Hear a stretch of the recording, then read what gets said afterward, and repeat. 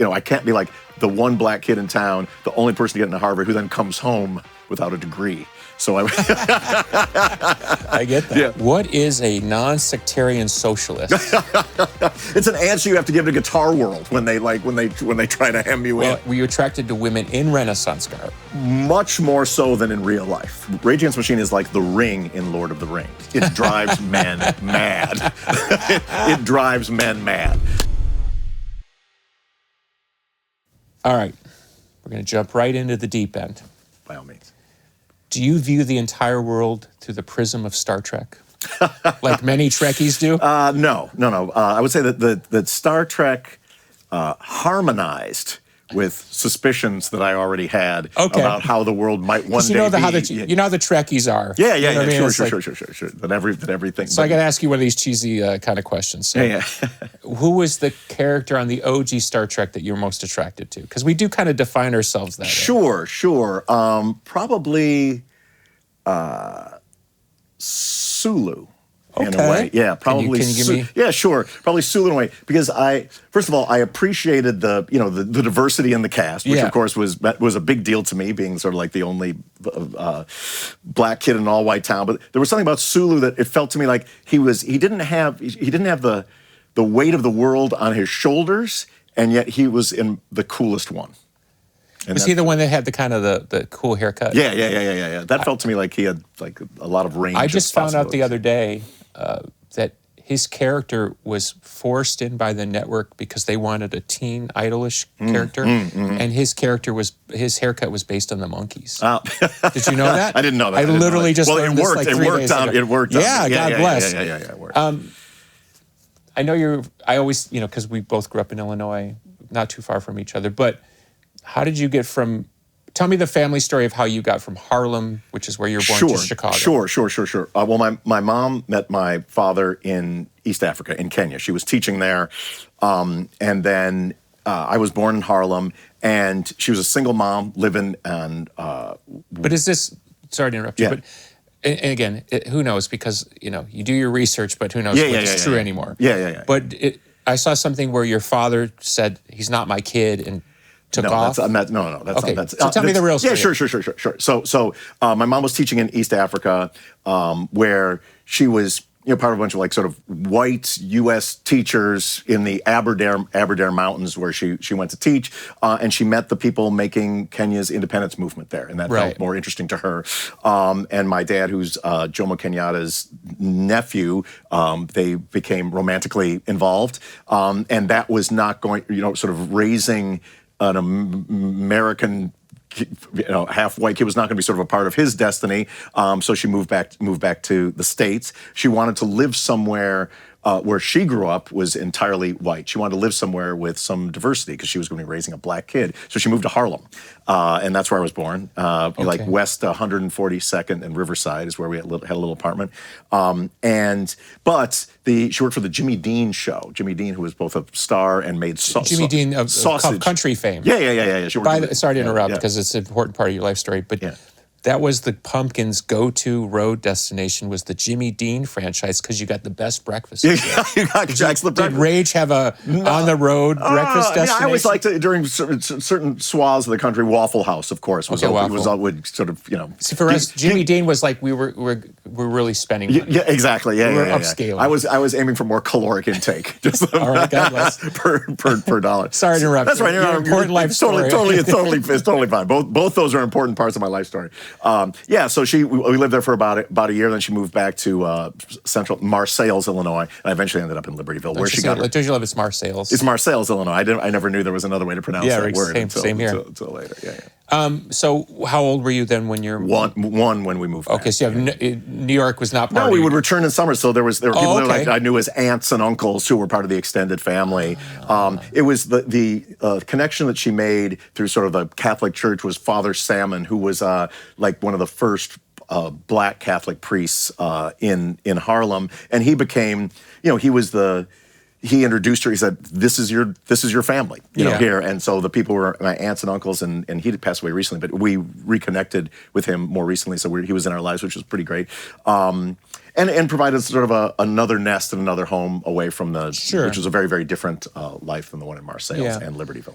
I don't know what the white percentage of Illinois was in our. You're slightly older than me. But we literally grew up with the same television, the same radio stations. So that's something we've always shared. But you know, Illinois at that point, up until about 1972, when there was an influx of a ton of immigrants coming in, Pakistani, Vietnamese, Filipino. That's what I grew up in Glendale Heights. But Libertyville was. I literally integrated the town, according to the real estate agent. Yeah, I was going to say. So you grew up in an almost completely white world. In a completely white world. Right. And my mom, who was, had tremendous amount of global experience teaching, had a master's degree, couldn't find a teaching job in the northern suburbs because we were an interracial family, and she was a single. That blows my mind. Yeah. So, just walk me through that a little bit. So sure. Does she?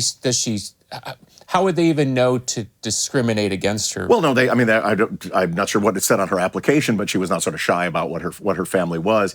And in multiple towns where she was, they said, you can teach here, but your family should probably live elsewhere. It's like straight up.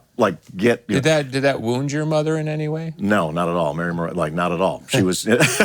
Well, she was. Knowing you a little bit, that doesn't surprise me. Yeah. So she finally. The reason why we lived in Libertyville was there was a high school friend of hers from Marseilles who was teaching at LHS at Libertyville High School, who was able to vouch for her and her family. That's so crazy. Able to vouch for her, yeah.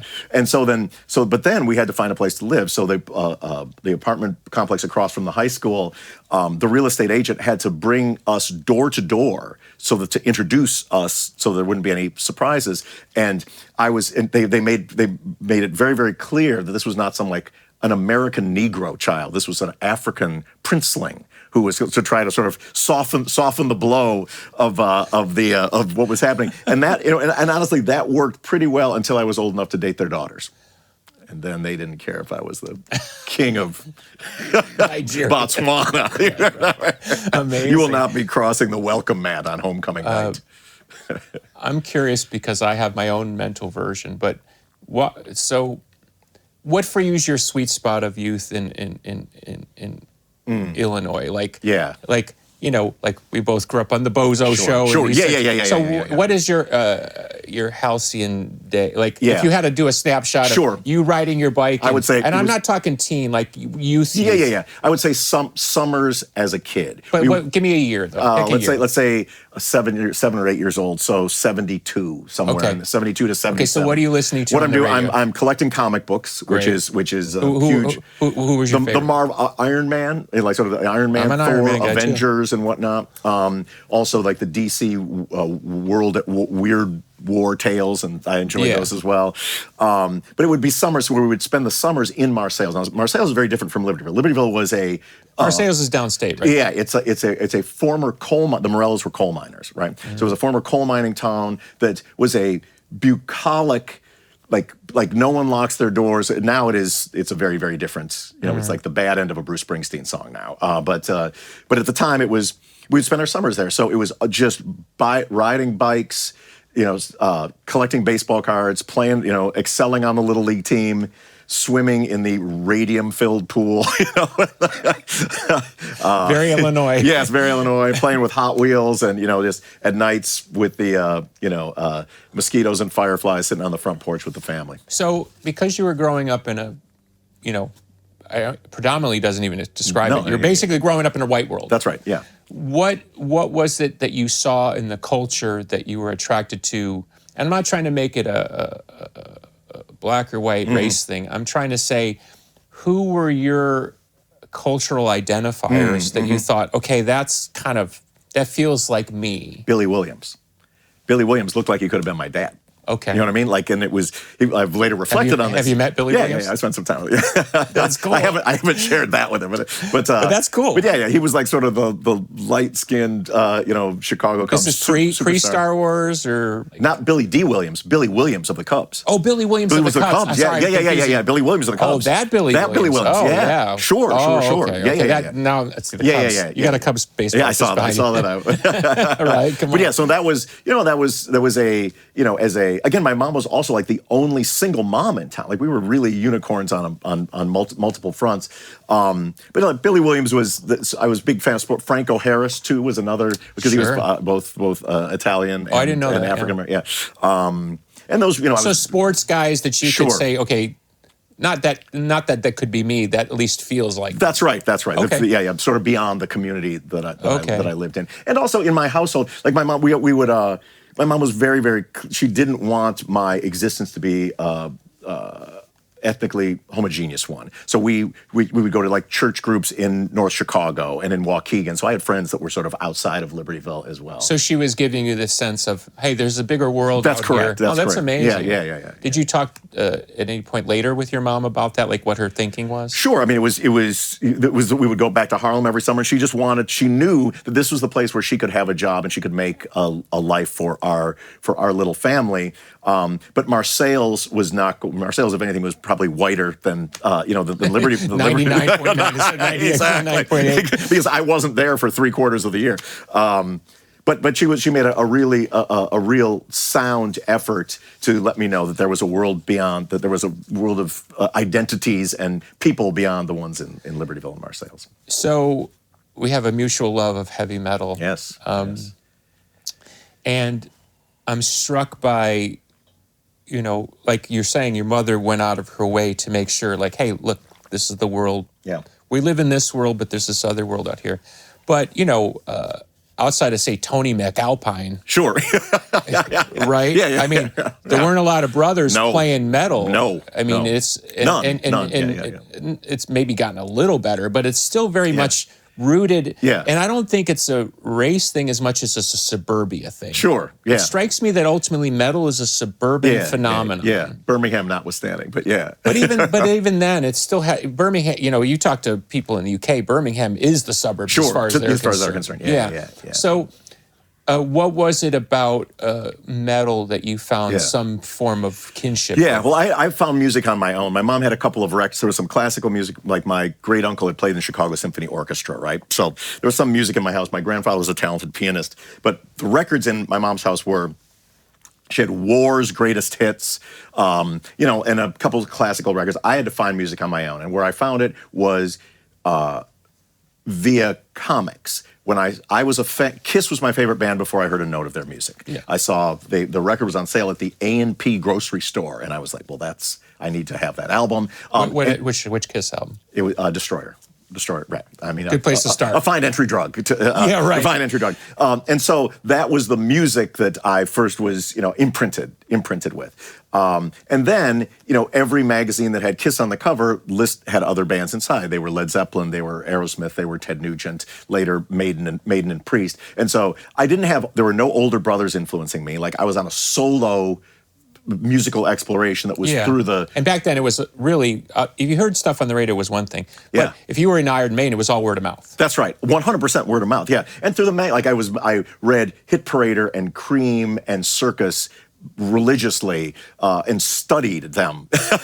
And then saved up, there was not a lot of income for that, so I had to really think about what record I was going to get. So I would study these magazines, and then it looked like Aerosmith Rocks was going to be the next Target album. Okay, and then did you ever do the record club thing? No, I never did. We made that mistake. You were like, "This is awesome! 13 albums for one penny." And then 3 months later, our stepmother comes and goes, "What the hell did you do?" Exactly. You may still be paying it off now. Oh, it's unbelievable because you get a record you didn't want, and that was the scam. Yeah. You had to send it back. And nobody's sending it back. And they would send you like the just total dreck. Yeah. That's funny. The ones that they were unloading. Yeah. So then I loved metal, and then but I was a singer before I was a guitar player. Like my idol was Robert Plant before it was Jimmy Page, and then my voice changed, and that sort of put some. You started playing guitar at what age? I didn't start playing until I was 17. Yeah. I got That's my first late. Very late. I got my first guitar at 13, took 2 guitar lessons that made me think that music wasn't for me, and it sat in a closet for 4 years. Yeah. I have this theory. No one seems to pick up on it yet, so I'm bringing it to you. I'm sure I told you about this before, but I do find it fascinating that Adam from Tool, you, and obviously you guys had a band together when you were young, and there I am living probably 20 miles away from you guys. And we all grew up in this same atmosphere. Yeah. We all started rock bands that were predominantly riff driven. Yes. Right? Yeah. And we took music in three completely different directions. Correct, yeah. I find that really fascinating. Yeah. It's the closest thing, and somebody will get mad at me, but it's the closest thing to Beck, Clapton, and Page kind of growing up in the same hood. Yeah.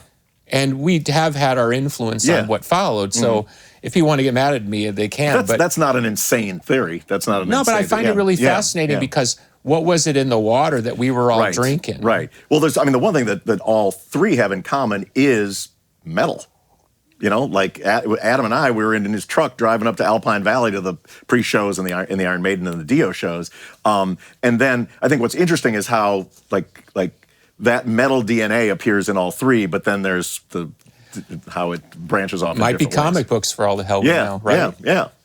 I think I do see a similar in this, and when we have a mutual love of Priest and Sabbath, there's something about growing up in an industrial, working class area.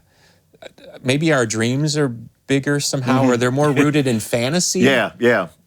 Because it's so dreary. That's right. Yeah. You know? Yeah, like what is beyond the Dairy Queen? Like, and because you've lived here for years, and we all have friends here. And, people that grew up here, they're like, oh, yeah, I went to school with Gene Simmons' kid, and Steve Lukather used to drive me to school. Sure. And we're like, I remember the first time the Pumpkins went to Europe, we saw our first famous person. And it was Bonnie Tyler. Oh my gosh. Total Eclipse of the Heart. Yeah. She was in the same hotel. We're like, oh my God, it's Bonnie Tyler. And nothing against Bonnie Tyler. Yeah. Cool. Yeah. Great songs. But I mean, we weren't into Bonnie Tyler. No. But we were like, oh my God, you saw there's a celebrity. A celebrity. My first famous person was Daryl Hannah, who I saw sitting in the back of a car in Westwood, and I went to a payphone to call home. See? Did television, like what you were watching in television, did that kind of help? Sure. I mean, well, the stuff that I leaned into, it was, like the Planet of the Apes TV show and stuff like that. I don't remember that TV show. Oh, really? Oh, yeah. Was it a cartoon or was it? No, it was Roddy McDowell, I do not reprising his remember role this. as Cornelius. I just interviewed Paul Williams, who was famously in Battle for the Planet Yes, of the Apes. yeah. But no, TV was, it was the TV Guide, and there was the Saturday morning cartoons. It's a world that like our children will never understand. How you had to, Remember when you'd watch stuff you didn't really want to watch? Because it was on. Right? It's like there's 4 channels, and I'm going to watch this cooking show because it's the most. Or I'm going to watch the cooking show because the person cooking's kind of hot. Right, and you're waiting for the next show too. Yeah, but the TV Guide would come out. I remember circling, like you're waiting for Happy Days, and there's a Godzilla movie on Creature Feature and whatnot. I feel like, and correct me again because this is the world of research. Was Hollywood first before Harvard, or Harvard then Hollywood? Harvard, yeah. No, I was the, I'll preface this by saying, it is through no unique genius of my own, but I was the first person from Libertyville to ever attend Harvard. Okay. No one had ever applied before either, so there was not. Were you a really good student? I was a really good student, but no one had ever I went to the guidance counselor, with good grades, and I was in drama club and had some other stuff, and they said, you're a shoo-in at U of I. Here's the application. Because that's what you do in Illinois. That's what you do. You go to U of I. And if you're a stoner, you go to Illinois State. Yeah, or CLC. You go to but I looked over his shoulder, and I saw there was the Colleges of North America, a musty ledger. And I said, can I borrow that? And I read it cover to cover, and I learned that there were universities.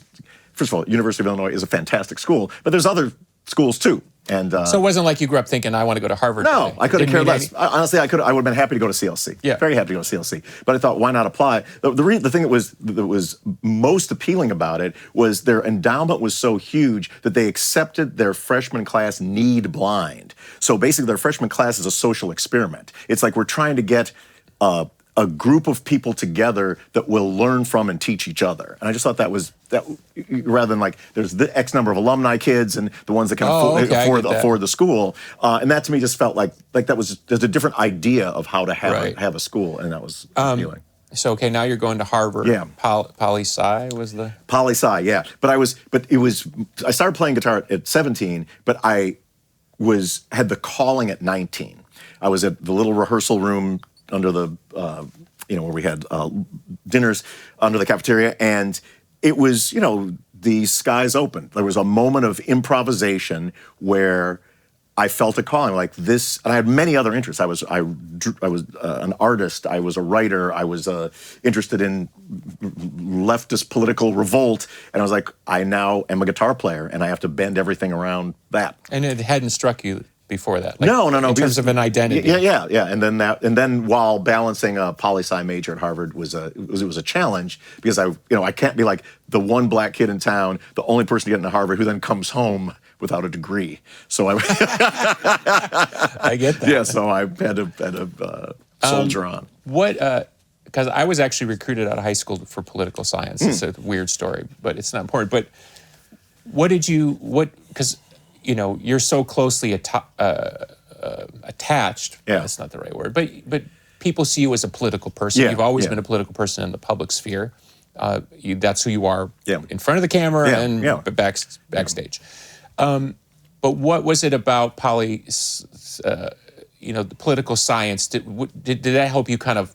I don't want to be as glib as thinking like you learn the stratagems of how to take over the world, but it might have had something to do with your aggressive. Yeah, that was the hope. The hope was to arm myself intellectually for the coming struggles. That was. Well, you're in the right place now. That was the hope. Exactly. That was the hope. It's poli-sci. The people who are watching this who are from Harvard. It's actually the Harvard doesn't have majors; they have concentrations. It's not called poli-sci; it's called social studies. So there's going to be someone who's going to now that that's cleared up. But it's interdisciplinary. It's part philosophy, part history, part economics. But did it inform you in a? I don't know. To me, some people when they're calculated, it reads to me poorly. Yeah. Your calculus, and I say this respectfully, it's always struck me as thoughtful. Yeah. I have a vector of attack here.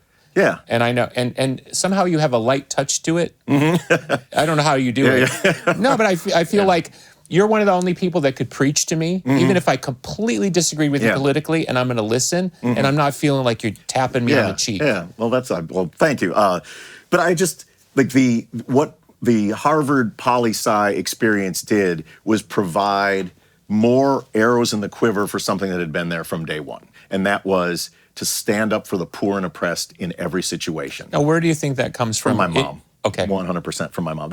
It was the ethos of my home. Was this something she talked? No, it was just the ethos of my home. You're in it. I'm in it in a way that was sharpened when I. Sorry, real quick. Yeah.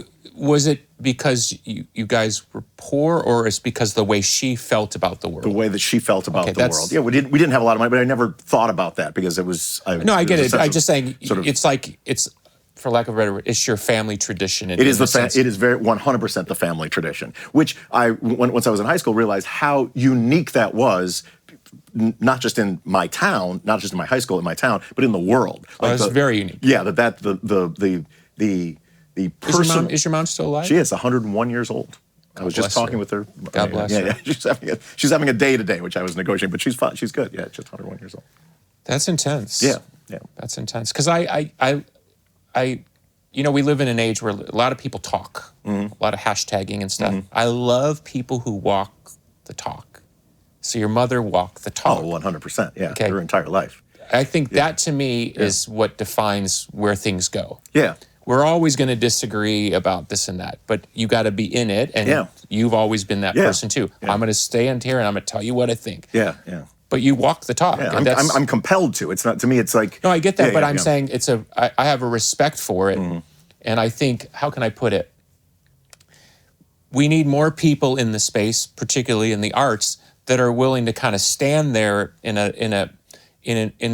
manner of the aggression of their convictions, but not an aggressive posture that repels people. And I think you've done a wonderful job of sort of saying, this is what I believe, but it never feels like you're shoving me out a door. Yeah. And if that comes from your mother, mad respect for your mother. Yeah. Like you said, that's not something everybody grows up with. That's correct. I just grew up with my dad smoking joints and looking at the TV and going, they're all liars. which no, but I'm saying, which is an important political point of view. But it wasn't based on any. My father told me his whole life he was an atheist, and then later it changed to agnostic, and then later it changed to I believe in God, but I don't know who God is. Okay. But when he would sit there and say this is it wasn't attached to anything. There was no call to action. Right. It wasn't like, son, you can change the world. Yeah. It was, son, you're because they control the world and there's nothing you can do. That's not. Yeah, that's a different. What do you do with that? Yeah, what do you do? Because when I did have some power in the world at different times, I didn't know what to do with it. You know, and you got people in your, well, you don't want to say that. You're going to sell less records. You know, and unless you have a sort of some internal moral compass or something that you believe in, then you're just like anybody else, and you're susceptible to the winds of that's correct. Yeah, of culture. I think that moral compass is a key thing, and for better or worse, that was baked in. Senator Alan Cranston before or after Hollywood. So moved to L.A. and with my Harvard degree, unable to find. Why did you go to L.A.? Because Circus Magazine said that's where I had to go to play in a heavy metal band on the Sunset Strip in order to have a career in music. I love that it's that shallow. Yeah. I'm coming where else would you go? Like, so I moved out here and I couldn't get a job. 86, September of 86. A very ripe period for the Sunset Strip. Incredible. I mean, first of all, I was, make it clear, I was never any part of it. There was the welcome mat was not put out. Like, first of all, you had to, one, you had to either be, scantily clad in lingerie to get in the clubs or have $12. And I didn't fit into either one of those categories. So you're the guy on the street looking through the window. I'm the guy on the street. We're collecting flyers. Yeah, it's literally like me and my roommate. We would just sit on that like curb outside of Gazzari's and just watch the pageantry go by. But I couldn't get hired. Well, I couldn't get hired. I couldn't get in a band, and I couldn't get a job. Those are the two things that my only work experience had been 5 summers at the Bristol Renaissance Fair. That's how I worked my way through Harvard.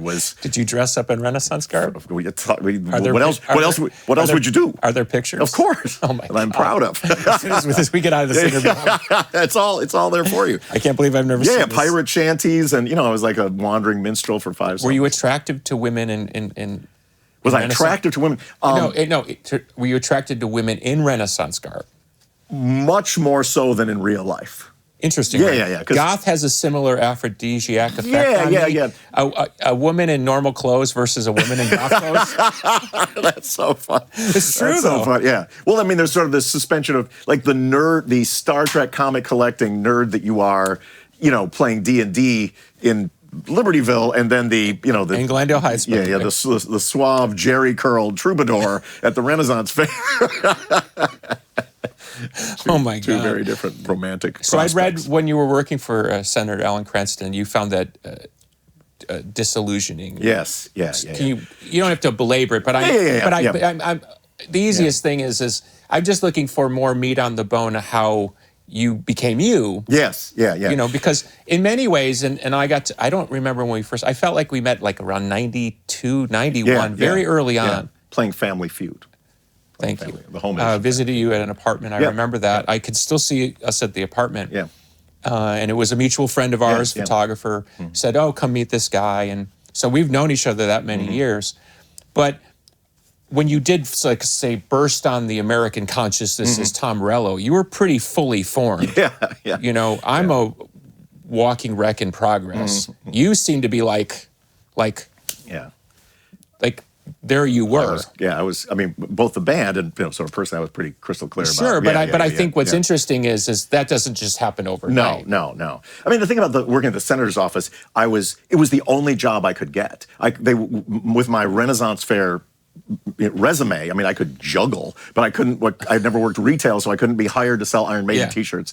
But you got to go all the way back to DC, or you're out still. No, I was his Senator Cranston's scheduling secretary for California. Okay, so when he comes to California in Southern California, I just read Senator, and I assume he's. That's why I was confused about. I'm responsible for his schedule. But the thing about it that was, I got to see really how I scheduled the sausage making. So I know exactly how it's made. And the job is to ask rich people for money. The end. Yeah. That's the job. And he had progressive opinions about the environment and immigration, this, that, and the other. The job. We used to go, at the time when we were traveling, I would commandeer a hotel's bank of payphones. So there's like 10 payphones, and they're the senator's payphones. So I'd call rich guy in Texas, number 1, can you hold for Senator Cranston? Boom. Number 2, can you hold for, so the phones are just dangling. There's 9 phones dangling with people waiting to be asked for money. And then when he hangs up this one, I come back around and we start the process again. And that was it was just so. For someone of your moral conviction, that must have been really. No, it was a day gig. It was always just a day gig. No, but I'm asking the emotional question. It must have been hard for you to watch. Yeah, it was. But I was so dismissive. Dismissive isn't the right word. I was so sure that real change does not come through electoral politics when I had that job. I was always a radical and a revolutionary at heart. Trying to be in a rock band, trying to buy apple juice and wheat bread was why I was working. Okay. Why I was working. But still, you're getting a. Yeah, but it's behind the wizard's curtain. The thing that was the most disheartening was one day this woman calls up, and I would sometimes field calls from constituents, and she was complaining that Mexicans were moving into her neighborhood. And so I don't know what she wants the senator to do about that. Perhaps some pogrom against the Mexicans out. Against the Mexicans. And so I said, ma'am, you're racist and you can go to hell.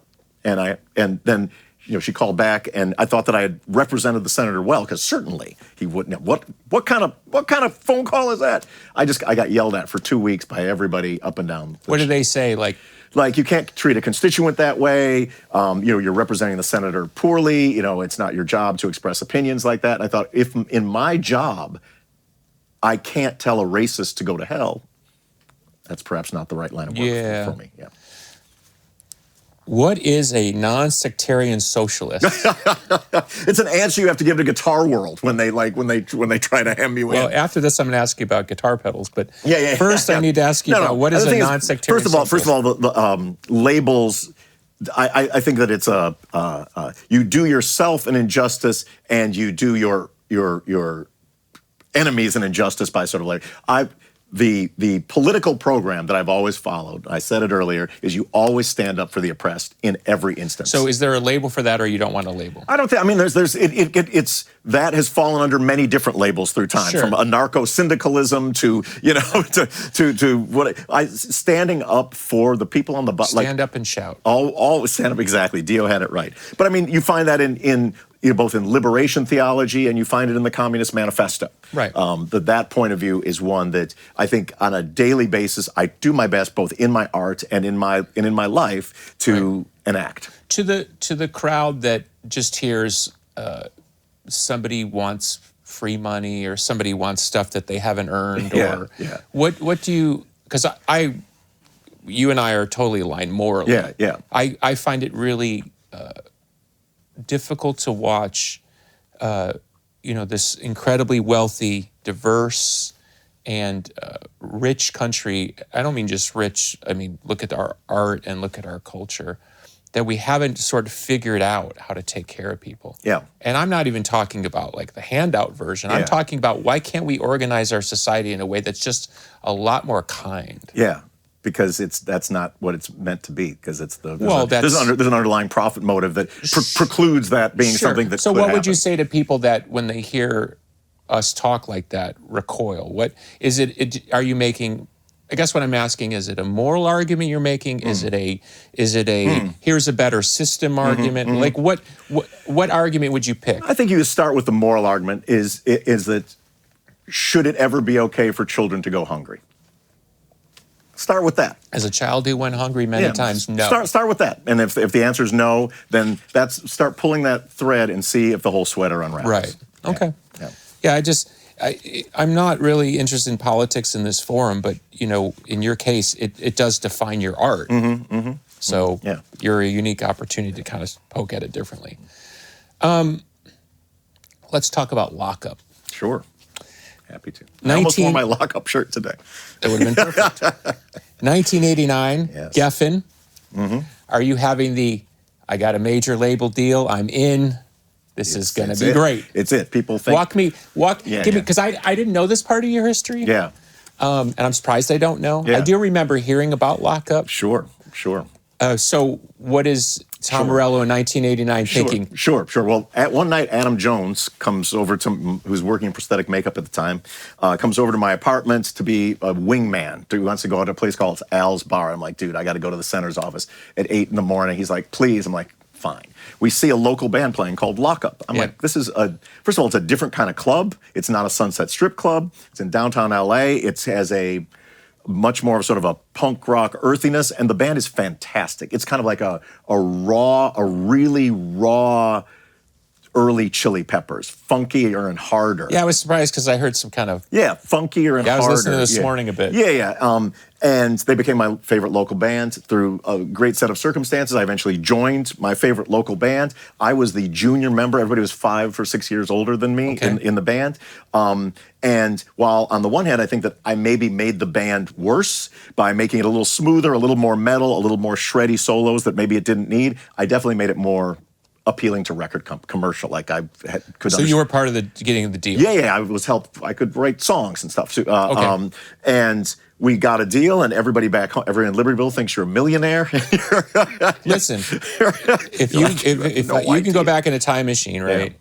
Okay, because I think it illustrates the point.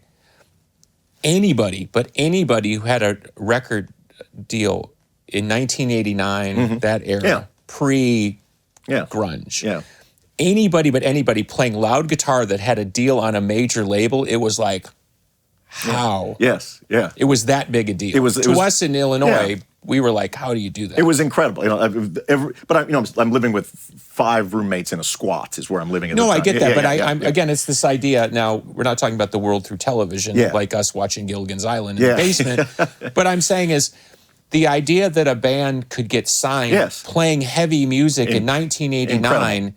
I mean, there was probably, how many bands do you think were signed that were heavy, like not like metal bands? Like, let's call it the coming hard rock alternative revolution. We had heard of the Soundgardens and the Jane's Addictions. It would have been under 15 or 20 bands in the whole world. Yeah. So for us, it was like, oh my God. Yeah, so what are you thinking? I'm thinking like, I've realized my dream. I'm going to be a rock star. I'm going to make albums.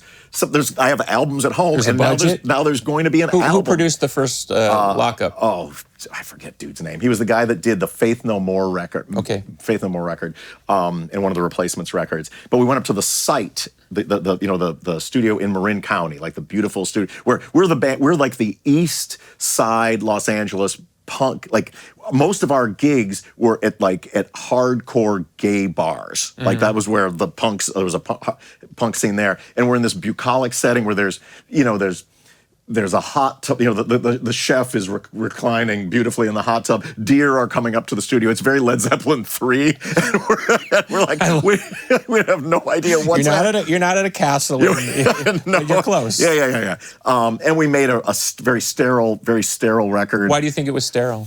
I think it was the intent of the record company. They wanted. When did you? Sorry, I'm the worst interrupter. Well, when did you figure out? Was it too late when you figured out? Yeah. It was too late. It was when there was a lot of influence in the production to dampen down sort of what I do.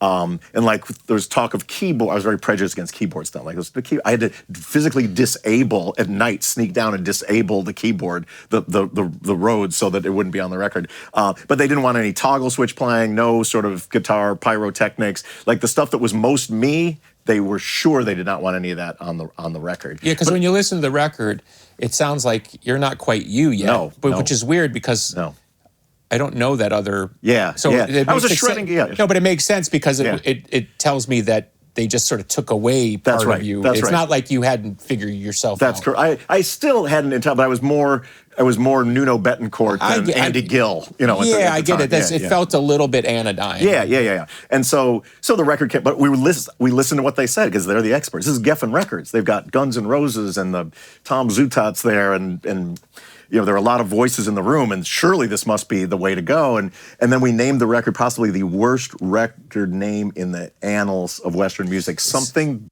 in This Way Comes. Yeah. That was not nice. I said I was a junior partner. Do you go on tour, We go on tour. We have our 15 minutes where they hear a single, and you're being promoted, and you're at horrible places in different, in Phoenix and in Denver, where there's people are there's cocaine dishes in bathrooms, like you've sort of seen in Led Zeppelin movies, and it's just so off-putting to me, and it's completely, as a big Clash. I grew up on metal, but the Clash was my heart for, and then those 15 minutes, it was probably more closer to 15 seconds, were over, and the record company stops returning calls. The touring entourage goes from 6 to 4 to 2 to the 4 of us in a van. Yeah. And I realized the dream is dead. You know, like I had my grab at the brass ring, and I failed to grab it, and we're summarily dropped. We try desperately to like replace some band members and do another showcase and make another demo. And I'm older now, and I was done. I remember I was 27 years old, sitting on my couch when the singer of Lockup called. He and I were the last two in the band, and he called to quit. You could have continued. He called to quit, and he hung up. And the first person I called was Brad Wilk, who I had jammed with. Yeah. And, you reminded me of a story. When we were on the Chili Pepper tour, and Pearl Jam was Pearl Jam, Pumpkins, Chili Peppers was the bill. We played about 40 shows on that tour. And during the tour, that's when Under the Bridge took off, and that record just blew up like crazy. And Pearl Jam had, I think, one song out. It would have been Alive or something. And I remember coming to one of the gigs. It was about halfway through the gig. And we were hanging out with them every day, like you do on tour. And they all looked like, you know, somebody had died. And I said, well, what's wrong with you guys? Because you're usually kind of an upbeat bunch. And they go, they're going to withdraw our tour support. And I was like, you're on this massive tour. And I said, well, if this single doesn't catch, they're going to pull our support. That's what people don't understand about the way that business worked back then. If that song hadn't caught on. They pulled our support. So you went through that exactly. exact. They pulled our support. Yeah, that's it. It's like, you're done. Yeah, and there's the you're 2,800 miles away from home. No one's returning a call. There's gigs where there are literally no one. There's a waitress and a monitor guy, you know, at the gig. And so when you called Brad, well, I was clear. I was crystal clear on the mistakes that had been made. From my point of view, is that I had listened to experts, and look where it got me. And look where it got me. And I made a conscious, out loud, solemn vow that I was never going to play another note of music that I didn't believe in. I knew now that I would never make records, and I would never be a rock star, and I would never fulfill the dreams that I had in Circus Magazine when I drove in my Chevy Astro van out to Hollywood. But I was still a musician, and there was value in playing music that was meaningful to me, even if I was the only one to ever hear it. And that was the North Star that has, you know, the next 21 records has, you know, guided my fate. That's interesting. So in your mind, when you guys did put Rage together, it was like, okay, we don't care where this goes, but the one thing we are going to do is be uncompromising. It wasn't even that. It wasn't even we don't care. There was zero commercial ambition. There was no hope of booking a club show when that band formed. Like there were no LA club bands that had the ethnic, you know, the diversity of that band that was singing neo-Marxist lyrics with Black Sabbath riffs and a punk rock fury. And now it all seems very obvious in a weird way. Yeah. But at the time, it didn't, in that rehearsal room, it was crystal clear that there was nowhere for this music to be other than that we liked it. And the sole goal was to do the thing that I felt my purpose was to do the thing that I was unable to do with Lockup, was to make a great cassette. So before playing any shows, we just made a record. We made a cassette of 12 songs or whatever, and just to have it, and that felt like that was enough. Did that cassette kind of catch on? Well, we then did some open mic nights. We played open mic at Al's Bar. We played a couple open mic nights, and the first time though that we ever, I'll tell you the first time anyone ever heard the music. No one had ever heard the music, and they were playing rehearsing Industrial Park in the Valley, not too far from here, where we're doing this interview. And there's this dude who, you know, worker guy, and he said, "What are you guys doing in there?" I said, "We're a band." He said, "Would you like to?" He said, "Can I hear it?" We're like, "Let's see, why not?" So he comes in. We had about 5 songs together. He sits down on the floor. We play 5 Rage Against. The band doesn't have a name. 5 Rage Against the Machine songs. Was there a name before Rage? No. It was just sort of the no idea. We hadn't gotten anywhere near that.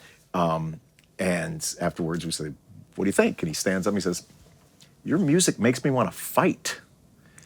and he had sort of Nostradamus. And he had sort of a, like, his posture was that of like a honey badger, you know, when he said it. And we're like, "Oh, well, how about that? That's interesting." Yeah. And sure enough, people have been wanting to fight to that music ever since. Yes. I remember the first time I saw you guys live, might have been at like a European festival or something. And there was a lot of buzz.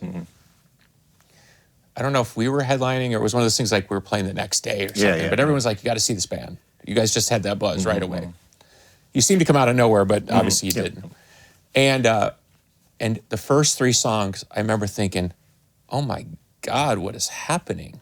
Like, you seem to tap into that vein in the exact right moment with the right crowd in the right.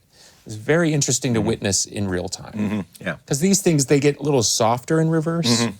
You know, we can all show the footage of us all jumping around in the 90s. But at the time, it was shocking. And it wasn't shocking. The politics, I thought, yeah, do your thing. You know, it was shocking in that something that was so, on one level, sparse and muscular, seemed to animate this crowd into a frenzy. And we were used to playing, it was grunge days, you know, mosh pits. You guys took on this other crazy thing. So when did that thing click? It was at the first show. We were playing at a punk rock living room party in Huntington Beach. Someone's parents made the mistake of going away, and a friend of Timmy's said, you know, does your new band want to? Famous last words. Does your new band want to play? And you know, I'd played in a lot of bands in my life, and we were set up in a living room, you know, with the Rage Against the living room. Some kids watching, you know, through the living room window behind us. They moved the armoire out to the side, and the first song we played in front of people was "Take the Power Back," and starts with like the bass line. Tim's all jacked up. It's twice as fast as it was later to be on record. And when the beat dropped, the room exploded. I mean, the room exploded from the first snare hit. And there was a huge mosh pit in the living room. In the living room. We had 5 songs at the time, and people were going so bananas, we played the same 5 songs again. Yeah, why not? And that was that feeling from that show to the European festivals, you know, was pretty much that's interesting. Pretty consistent. I want to talk about other stuff, so it's not that I want to skip over the 90s, but it's probably the most documented part of our lives. Yeah. But I'm curious, because I have my own take, but obviously I want to ask yours. I view not Gen X as a failed generation. I view us as a lost generation, because we did have a mandate and a mantle, and whatever happened, whether it was Kurt's death or the shifting tides, including the beginning of Napster and all that stuff. So what's your kind of general take on, let's call it, because one thing I've been sort of, you know, I like to try to be trendy with my quotes, but I've been saying Gen X is yet to have a second act. I don't know if that resonates with you. Yeah. Well, I would say from a musical point of view, and I won't say I blame it, but I think an explanation might lie in something that we could call punk rock guilt. And that part of what made the forerunners of the various branches from that tree, from the Pumpkins to Rage to Tool, Nine Inch Nails, Soundgarden, Nirvana, etc., was that there was a familiarity in that we all had maybe Kiss and Sabbath record. At least one dude in the band had cared about that a lot. But there was also a love of Minor Threat and Fugazi and Bad Brains, and it was those conflicting ideology when the music's married well to make festival crowds go absolutely bananas. I see where you're going. And feel something that they couldn't have ever felt before with just metal or with just punk.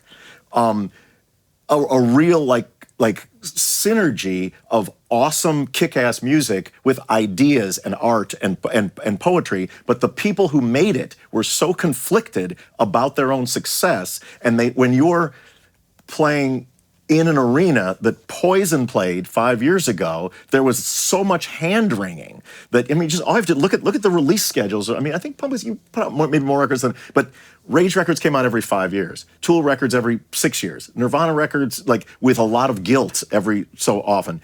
And it was just there was a part of the ethos was, I can't stand the success that is happening because it makes me feel like I've betrayed principles. You are ringing bells in my head that haven't been rung for a long time. Yeah. And my feedback on that is, we ended up headlining Lollapalooza in 1994. It was originally supposed to be Nirvana, Pumpkins, Beasties. And then probably because of Kurt's problems dropped out. Certainly I was talking to Courtney during this day, so I kind of heard what was going on behind the scenes. Anyway, so we end up headlining the festival. And I still think to this day some of my problems, and obviously it's our problems because I created them, was I remember standing there in front of, and that was the biggest traveling Lollapalooza of them all, the one we did. 42 shows. It was packed. It was that era where it was just packed. And by the way, it's all young people. Now, if I had any marketing brain at that time, I would have been like, keep your mouth shut. Just play the hits and live to fight another day. No, and Jimmy Chamberlain called it the art breakdown. We were doing, and you would know the song I Am One off a dish, which has that cool. No, I made him totally change the groove. Of course. We did this weird tribal. Oh, yeah. We'll show them. Oh, yeah. Trust me, I showed them. I'm still paying for it. So Jimmy's playing this other tribal groove. By the way, the song's only 3 years old, and I'm changing it. Right. Yeah. And we get to the break where normally there would be the solo, the dual solo, and I would have the band kick down into this kind of groove, and I would just proselytize. Yes. And I went after Middle America. Sure. Night after night. How dare you like us? How dare you sit? Yeah. How dare you like us? Sure. How dare you? Yes. I don't know. Yes. And Jimmy called it the art breakdown. And my enduring memory, and we laugh about it now, and this is back when Jimmy smoked, was I was doing the art breakdown, and basically if it went on too long, he would just stop playing drums. And now I'm just talking or yelling. Yeah. And it was like, it was, a little bit on John Lennon. I don't believe in pumpkins. I don't believe in MTV, whatever I was saying. It sounds like you're living the thing that I just described. Yeah. So, and I'm on the monitors. Yes. And I'm screaming, and I turn around, and I just see Jimmy like this pacing behind his drums, smoking, like a Woody Allen, oh my God, what nightmare has he got me in? Yeah. So you were not alone. You were not alone. Yeah, right. It was in the air. And it's understandable, but if you're trying to, in hindsight, look back, well then here's the if the right don't get you, the left one will. So what filled that void? I remember Lilith Fair. No. It was the second. It was the B, C, D grade Pumpkins, the B, C, D grade Rage, the B, C, D grade Pearl Jam, because they showed up. They made a video. They were happy to be there. They were happy to be there. And so the overall genre was created, and then the sub pockets were created, and then the bands created an audience that didn't fulfill the need, and so these other bands came along that make the period. Now, when you listen to a Lithium Station, there's a lot of songs on there. I'm like, ooh, I remember that era more fondly than perhaps I should. Yeah, I've been there. So, I don't want the gossip part of the band breaking up in 2000. I was surprised when the band broke up. 2000's right. Am I right about that? That's also the year we broke up. But where did that put you psychologically? Because I'm sure there's plenty of talk, and it could come from other guys. But okay, everybody wants to focus on the breaking up, but I always think about the day after. You wake up and you're like, you look out the window, and it's like, okay, well now what do I do? Yeah, I'm kind of curious where you went from there. I was totally fine. I was I was totally fine. I was like, there was it was difficult, and then it was just sort of, and now there's a new horizon. I am a person who I have the genes of my coal mining forebears in me. I like to work. I like to go to work. Yeah, you are a worker. I like to go to work, and so when the singer left the band, I was like, Tim and Brad and I wanted to play together. We spent every day over at Rick Rubin's house figuring out what we were going to do next. And that was exciting. And I had, we had only made, Rage had only made 3 records of new music in 10 years. And I had a stockpile of ideas and jams and stuff that I just couldn't wait to see what happened next. Yeah. This is a funny way to ask this question, but hope it lands. When we're in the intensity of those moments and we're still relatively young, we don't really have a true conception of the way people are going to view what those years were like or what that music represents. Sure. And, as everybody who's a fan of yours would know, you guys went on and did lots of credible stuff without your singer. Mm-hmm. So it's not it's not the thing of that didn't really work out. Right. And you end up working with Chris Cornell, who's obviously one of the great singers of all time. But what I'm trying to say is none of us can, when we walk away from our situations, and again, we walked away in the same year, none of us can really understand how the public is going to ask us to redon the Superman cape one more time. Sure. So, did you have any sense of that at the time? Are you kidding? Yeah, I mean, I look at Rage Against the Machine is like the Ring in Lord of the Rings. It drives men mad.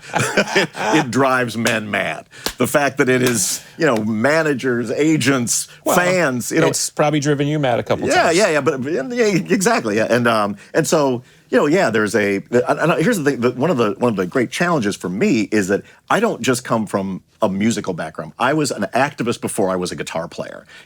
And in that world, when you have a vehicle like that to a blank check of the things you can do in the world and the things you can say and the things you can stand up for and the money you can raise. Not only that, it's very hard to be successful by being radical in anything and to be let's call it culturally radical. Yeah. To be talking about there's never the farmers in Mexico. There's never been anything like it. There have been bands that maybe were more political but had nowhere near the influence. Especially in rock. Yeah. And is there even a close second? And there are bands that might be bigger that have touched on politics but nowhere near the level of radical that Rage Against the Machine was. So it was a challenge for me as a dyed-in-wool activist was like, are you kidding me? Like this is a very unique historical circumstance. So if there was anything that aggrieved you, it was like we're throwing away the power of the pulpit. That's correct. That we've created. That's correct. And when Audioslave formed, I was like, okay, the only thing that I'm sure of is this band is going to be more political than Rage Against the Machine. Okay. That was the first. Let me take you one step back. And I'm not looking for gossip because I'm really curious because I don't know Zach at all. Mm-hmm. But Zach has always struck me as somebody who was just like you. Those issues were highly, highly personal to him. Mm-hmm. So, and if it's inappropriate, we just cut it out. Yeah. But when you sat him down, and I imagine you must have at some point, like, do you understand these things are important to you? We have this vehicle. I'm not even talking about record sales. Do you understand? We have this jetliner that allows us to voice things that are really dear to our heart. Yeah. What was his sort of inner rationalization? It would be something that I don't entirely understand. Okay. Yeah, I don't entirely understand. Yeah, I get that. I would say that people are just wired different. You know what I mean? And that what seems to me like a impossible mandate to ignore is just how that's my perspective. Well, that's my perspective. In the Pumpkins, that was Darcy. Yeah. The three of us would be like, oh, this is so logical. And she would be the person that raised her hand and say, not to me. Yes. And you'd be like... Yeah. And then over time, you sort of accept that people are... Now with some age and some wisdom, I can be like, you know what? That's kind of what made the band work in a particular way. But when that runs out of road, it's very strange because you're like, can't we just... Yeah. So... I want to talk about Chris because he's such a gifted talent. So let's just stay on that. Mm-hmm. I don't want to talk about the tragic part of it all. Zach, obviously, is it fair to call him a rapper? I don't know. You know what I mean? Sure, yeah. I mean, he has a multiplicity of vocal styles. Yeah, no. Very talented and always liked his where he was coming from. Melodic. Well, that band could not have been successful like that if the four ingredients didn't work. That's right. You guys really were a sum of the parts, and that's no disrespect. But having played with Brad, and even because Brad did the one tour with me, when Brad would lean into a groove, I'd be like, "Oh, that's why that thing works." So you know that because that's your guy. But I had to play with Brad to understand that's part of the secret sauce in that 100%. Thing. The way he leans on a hat. Yeah. It's like Bill Ward.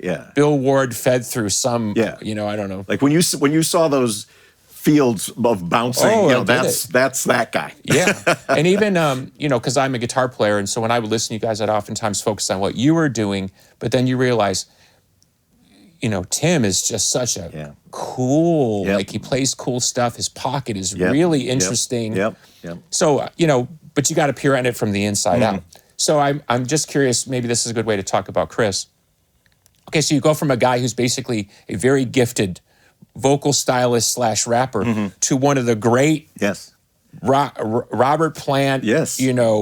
Coverdale for us, right? Yeah. You know, I'm like, that must have been kind of like, well, this is interesting. Yeah. Well, it's the musical success, in my view, of Rage Against the Machine is that it was a hard rock punk version of the James Brown formula.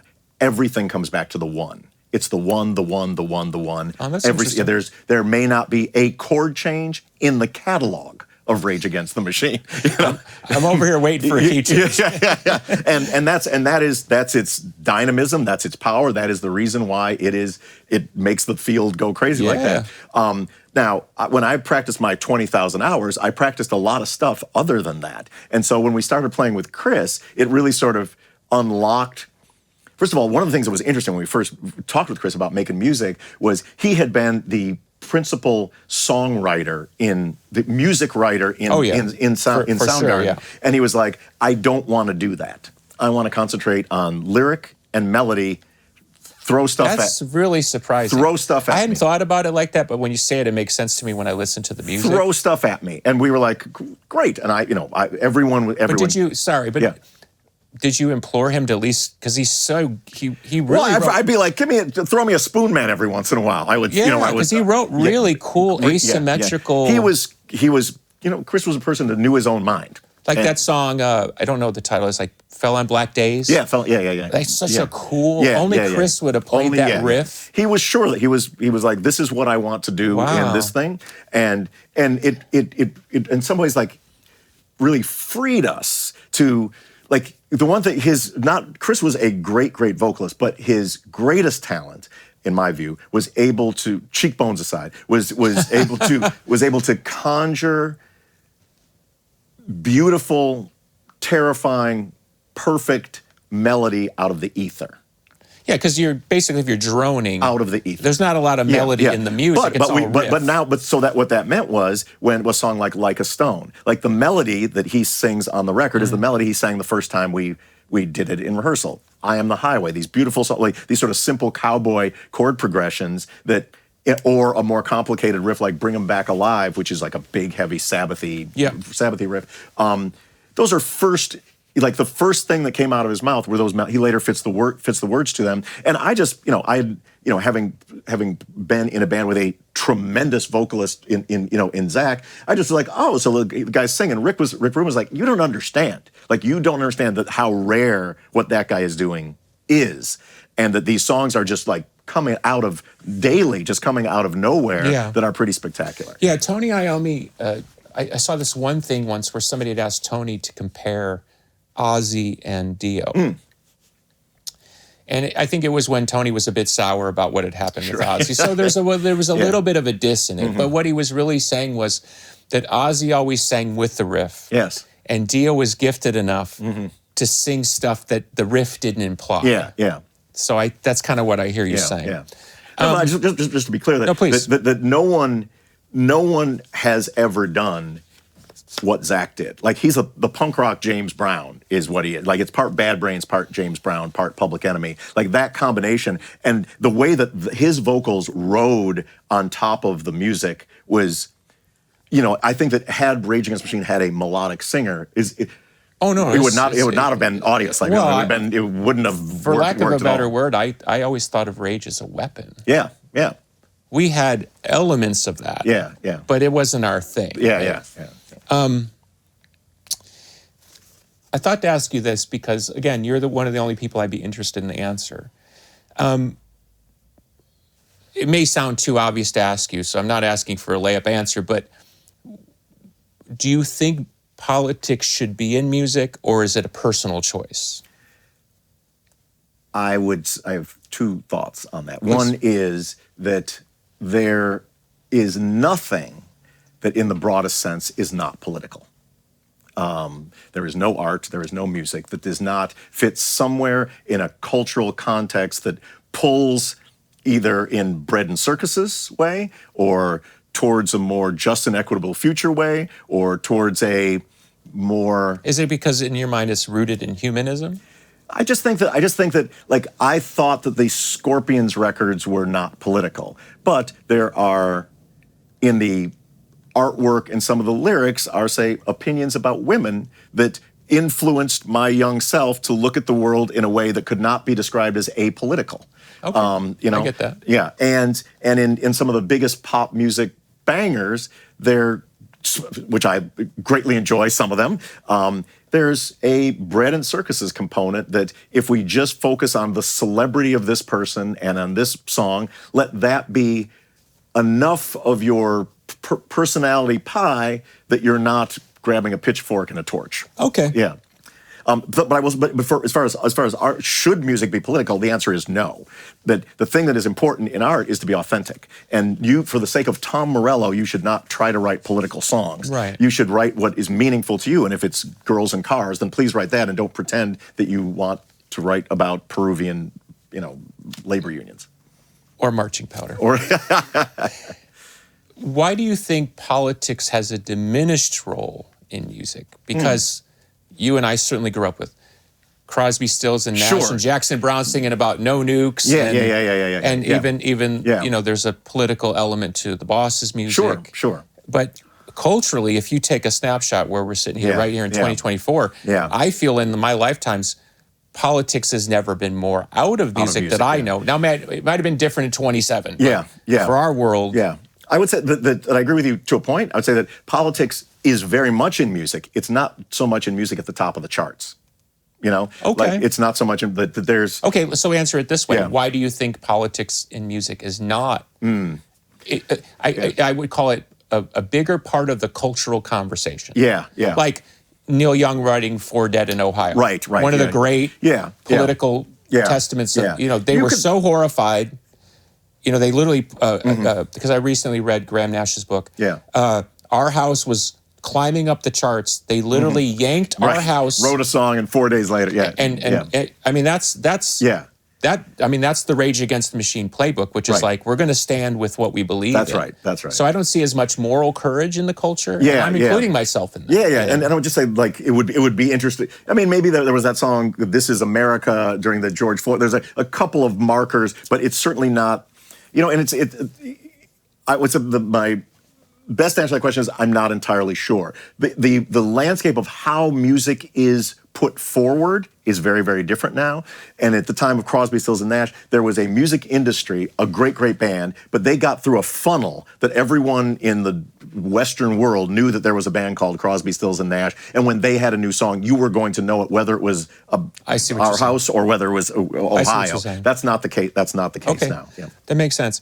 I have this thing I call If I Could Wave a Magic Wand.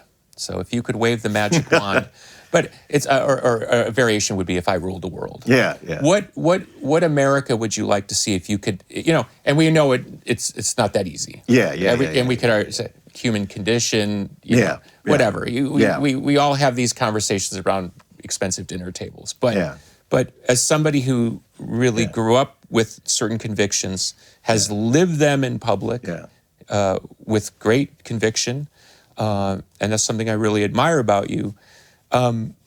What America would you like to see? Is it a blow up the system and start over? I would say I'll name a North Star. Okay, please. I'll name a North Star. That everyone could become the person they were born to be.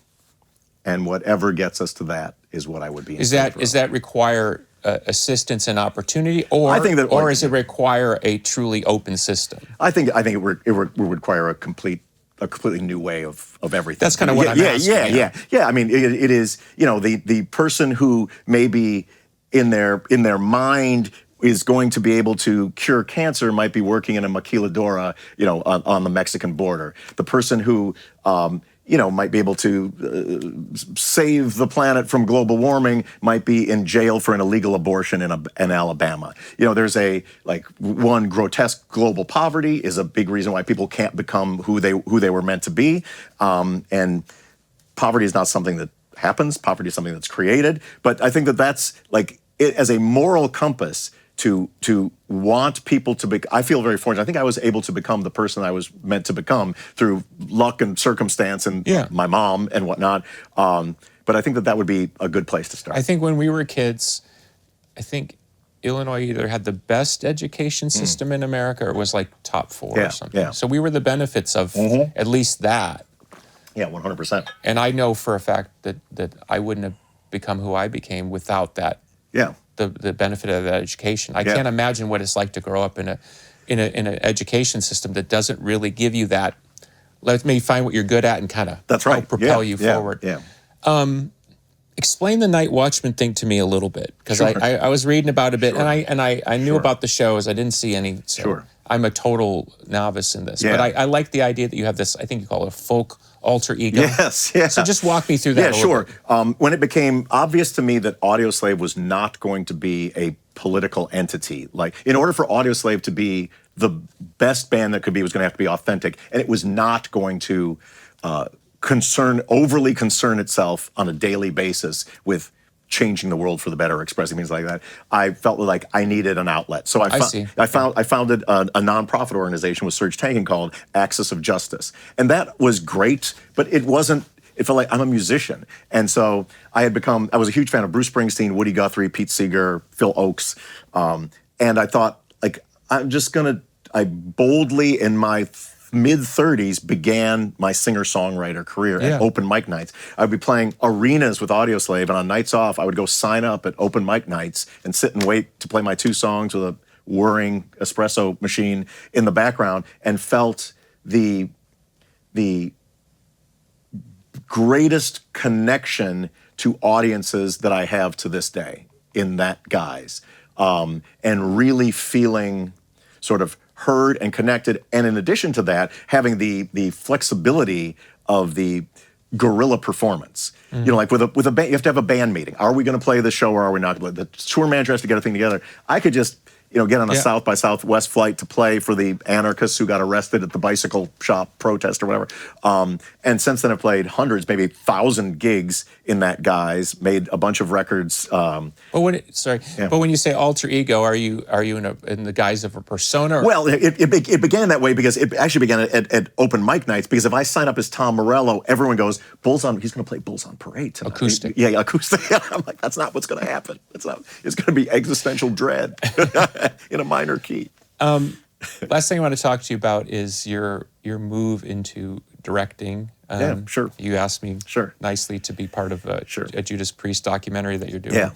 And I know your wife, is she still working the film? Not so much. Yeah. Okay. For many years, she did music for film. Yeah, that's kind of where I got to know her a little bit, was we had some meetings. And so I'm curious on that, because is it an aspiration or is it why I'm, because I do a lot of side hustle stuff, you know, and when you're a musician with success, at the center is always, whether it's, are you going to go on tour? Are you going to do this thing? And you did Prophets of Rage, of course, and stuff like that. So is it something that you've always wanted to do, and this is going to be something you're going to add to you understand? Where's that going? Yeah.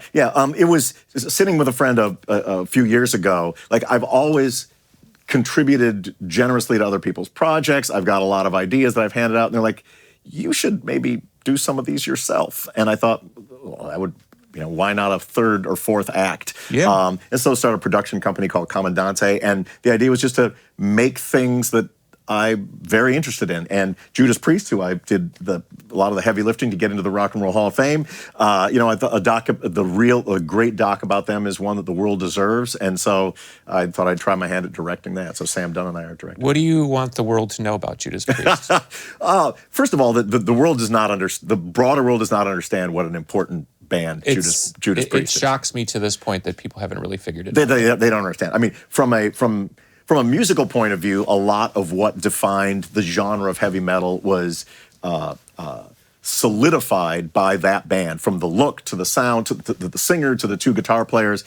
That's in the DNA of every metal band afterwards. Isn't it shocking? Because if you watch the footage of them live in Japan, is to me one of the greatest live records. And of course, Rob admitted that he had to sing the vocals later because he had a cold at the shows. But if you look at the actual footage of that tour. He's in a kimono. Yes.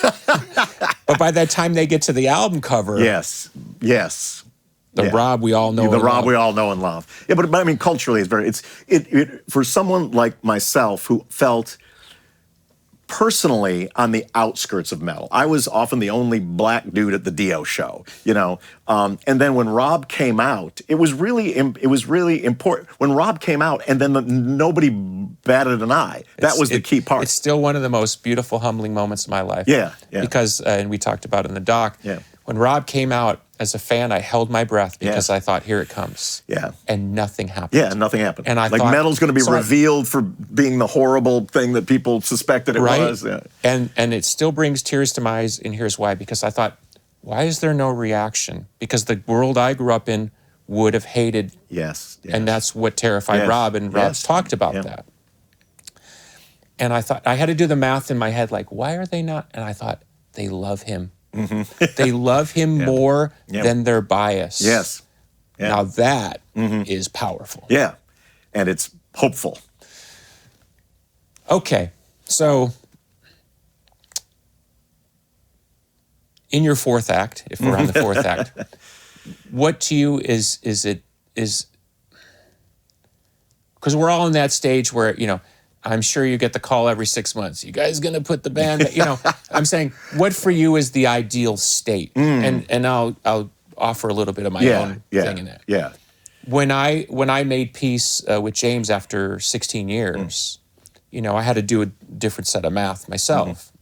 And I'm happy, at least in this moment, that we have figured out, okay, this is a constant going forward. We no longer need to debate the status of this entity. We're grateful. And as long as there's a road, let's try to all be on it, and let's not try to repeat the mistake. And I'm not trying to put that on you. Yeah. What I'm saying is that act that happened in 2017 or so was born of me putting an ad in the Chicago papers around 2004 or 5 where I said I want my band back. And I was mocked widely because I felt like I didn't know how to operate without the band at the center of my musical universe. Even just call it center. Like there's something about the pumpkins in the center makes everything else kind of balance out. So I'm empathetic, and I don't know if you'd recall this conversation, but we ran into each other somewhere years ago. It would have been about 10 years ago. And, me being the jerky that I am, I was chiding saying, why aren't you guys making new music? And you kind of gave me that look like, oh, it ain't that easy. So again, not talking gossip, I'm saying is, back again to the magic wand. If you have your druthers, what's the right orientation for you going forward? And I'm not even asking a Rage Against the Machine question. I hear you. I mean, for me, I'm very clear on it now. The main orientation is to be a great dad. That's the main orientation, and I love that. And I will drive thousands of miles to Little League games, and it's my greatest joy. And then this last summer, it was the biggest solo tour that I ever did. The idea of synthesizing 22 albums and a lifetime of work and ideas in a very, very meaningful way. Like this, in the next couple of days, I'm playing 2 shows to honor brother Wayne Kramer, God bless him. the MC5, God bless him, and for his charity. And you were part of that. It's hard. I didn't understand the full context, but it is an MC5 album. Yes, it's an But just to the idea of playing my music, historically and currently. But they're the only other band that really does fall in the Rage. That's right. Yeah. And they were obviously first to say, hey, we're going to really put it out there. Yes. Yeah. All the way up. All the way up. And that's beautiful. Come what and may. maybe it is an every 50-year thing. Yeah. Or 40. Yeah. No, because to be that fervent in your belief and then somehow break through is like... It's crazy. It's a miracle. Yeah, you have to be that fervent. You have to be that good. I mean, you have to kick out the jams. You can be that fervent if you don't... The jams. If you don't have that, then it doesn't really matter. Yeah. But that I love the sort of embracing of it's Nightwatch. I play lockup songs, Nightwatchman songs, Prophets of Rage songs. We honor Chris. Well, you have your kid up there too playing, and my son Tom Morello is no joke, dude. Now that is cool. He is no joke. Because when we did some shows together in Europe recently, when the person. Or band that's opening for us is going, that's when I'm warming up. I go through this horrifically torturous 45-minute warm-up. Sure. And somebody came back and I said, how is it? And they go, man, his kid's really good. So I think that's where we. I appreciate God bless you and God bless him.